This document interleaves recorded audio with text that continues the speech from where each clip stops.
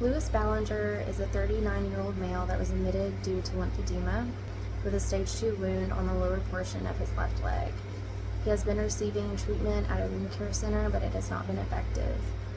The cause of his chronic lymphedema is unknown at this time. He also has a history of cellulitis, hypertension, hyperlipidemia, spastic colon, and arthritis. His height is 70 inches and weight is 376 pounds with a BMI of 54. After reviewing his 24-hour recall, he seems to have a good foundation to build on. He is making some good choices as far as food goes. He just needs to make a few more adjustments, such as decreasing the amounts of sweets that he eats. Right now, he really needs to focus on increasing the protein in his diet to help heal the wound that he has.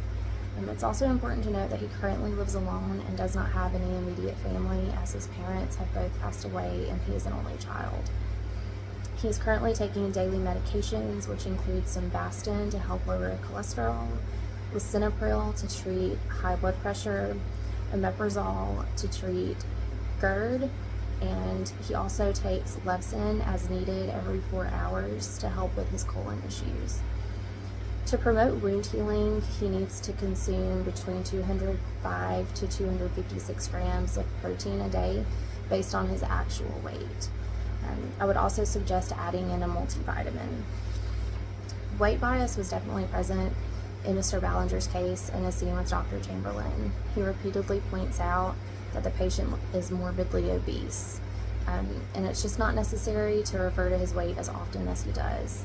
For example, when he is describing the patient's abdomen during the physical examination, he notes that it's obese, which likely isn't needed information. I would speak with the physician about using person-first language with the patient.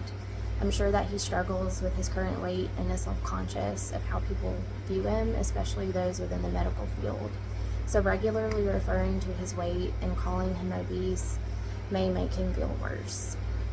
With motivational interviewing, I would gauge how willing he is to make some behavior changes, specifically focusing on his physical activity and making some modest dietary changes, like adding in more vegetables and protein. A study conducted by Brochu tested the effectiveness on how attending weight bias seminar would be with weight controllability beliefs and attitudes toward overweight clients.